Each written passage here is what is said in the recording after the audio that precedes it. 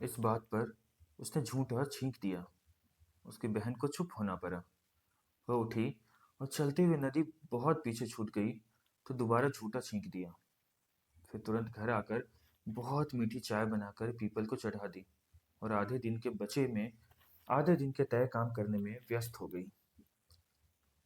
एक दिन वह घर में दबे छुपे जालों को साफ करते हुए घर के कोनों में उकरू घूमी हुई थी कि दरवाजे पर उसका बच्चों जैसा बच्चा खड़ा दिखा। वह अब अपने बाप के कद से थोड़ा बड़ा हो चला था। उसका पेट भी बाहर निकल आया था और उसका माथा थोड़ा और बड़ा हो गया था। शमा को उसे देखकर खुशी हुई कि वह एकदम अपने बाप जैसा दिखने लगा है। उसने अपनी माँ को देखा और कहा कि देख, कौन आया है। जब वह दरवाजे पर से हटा तो उसने देखा कि पीछे एक लड़की खड़ी है। उस लड़की ने नीला जींस और पीली टी शर्ट पहन रखी है। उसने ऊपर से हरे रंग की जैकेट डाली हुई है। उसने दोनों को देखकर बैठने के लिए जगह दी और भीतर किचन में चाय बनाने चली गई। लड़के ने पूछा कि पिताजी कहाँ हैं? कमरे में तो नहीं दिख रहे हैं। वह चौंक गई और फिर उसने घर जैसी गुफा में यहाँ वहाँ ढूंढा तो गुसल खाने की दीवार से टिक कर वह खड़े थे। पैजामा नीचे था और वो पेशाब करने का प्रयत्न कर रहे थे। शमा ने पैजामा चढ़ाकर उनसे कहा कि आपका बेटा आया है। जब उसने दूसरी बार कहा तब वह धीमे कदमों से चलकर बाहर आए।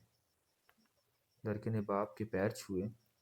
लड़की ने बस नमस्ते किया। जब वह चाय बनाकर लाई तो उसने सुना कि वह कुछ दिन यहाँ रहेंगे। उसने घर का एक कमरा दोनों के लिए साफ कर दिया। जब वह चाय के खाली कप वापस लेने गई तो उसने देखा कि लड़की ने चाय छोड़ दी है। उसने पूछा, दूध दे दूं? लड़की ने हंसकर कहा, नहीं, मैं शक्कर और दूध नहीं पीती। काली चाय मिलेगी? वो बहुत सोचती हुई किचन में वापस आई और सोचा, यहाँ काली चाय तो कभी नहीं बनी। उसने आधी चाय जैसी काली चाय बनाई और उसे दे दी। उसने कहा कि अच्छी है। शमा ने कहा कि तुम्हें आधी चाय पसंद है क्या?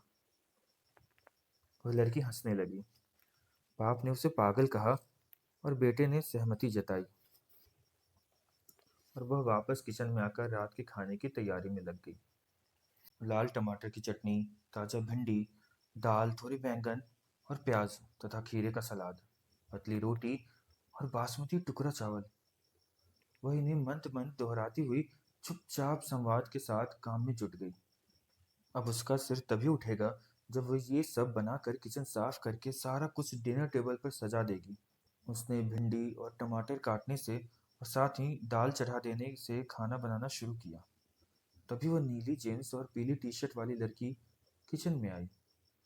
शमा ने देखा उसने हरा जैकेट उतार दिया है।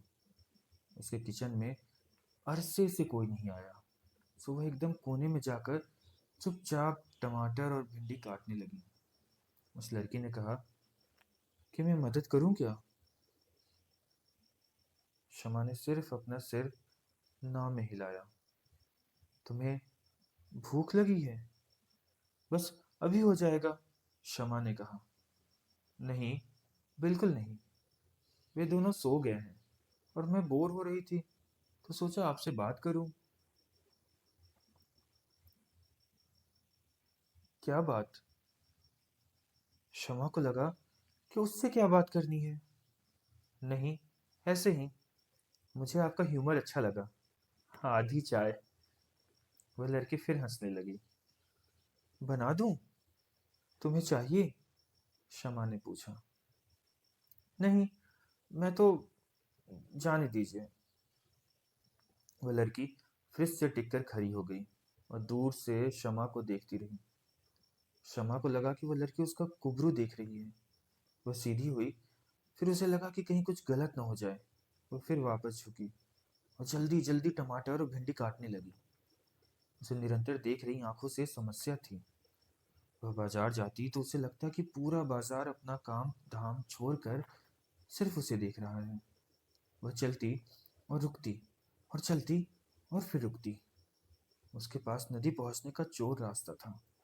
बाजार जाना वह देर तक स्थगित रखती। दूध और सब्जी वाले घर पर ही आ जाया करते। बाजार में पुरुषों की नजरें बहुत पैनी होती। काश गोलगप्पे वाला भी बाजार के बजाय उसके चोर रास्ते पर खड़ा होता तो वह रोज गोलगप्पे खाती। कुछ देर की असहजता के बाद उसने पूछ लिया, क्या है? वह पूछ सकती थी, क्योंकि वह भी एक औरत थी। पुरुष होता तो वह पोटली बनकर अपने किचन में तब तक पोंछा लगाती जब तक वह चला नहीं जाता। आप कभी शहर अपने बेटे से मिलने क्यों नहीं आती? क्यों? ऐसे ही, घूमने। नहीं। आप कभी बाहर गई हैं? नदी जाती हूँ कभी कभी, चोरी से। तुम उनको मत बताना। आज ही गई थी। क्या किया वहां? कुछ नहीं। अपनी बहन। शमा के मुंह से बहन का जिक्र निकल गया और वह चुप हो गई। आपकी बहन भी है? सुमित ने तो कभी नहीं बताया। कहाँ रहती है? शमा ने तुरंत छींक दिया। पर यह बात उस लड़की को बिल्कुल नहीं पता थी कि छींकने के बाद चुप हो जाना होता है। वह बार बार पूछती रही। शमा ने जल्दबाजी में दाल का कुकर उतारा और बहुत मीठी चाय पीपल के लिए बनाना शुरू किया। उस लड़के ने शमा का हाथ पकड़कर उसे अपनी तरफ घुमा लिया। आप इतना डरती क्यों हैं? तभी सुमित किचन में आ गया। क्या हुआ? उस लड़की ने शमा का हाथ तुरंत छोड़ा। मैं तुम्हारी माँ का हाथ बटाने का सोच रही थी। उन्हें जरूरत नहीं है, वह कर लेती हैं काम। चलो, तुम्हें गांव दिखा दूं। आप भी चलेंगी? उसने शमा से पूछा। अरे स्नेहा, वह कहीं नहीं जाती, तुम चलो। सुमित ने स्नेहा का हाथ पकड़ा और खींचकर बाहर ले गया। स्नेहा की आंखें जाते हुए भी शमा पर टिकी रहीं।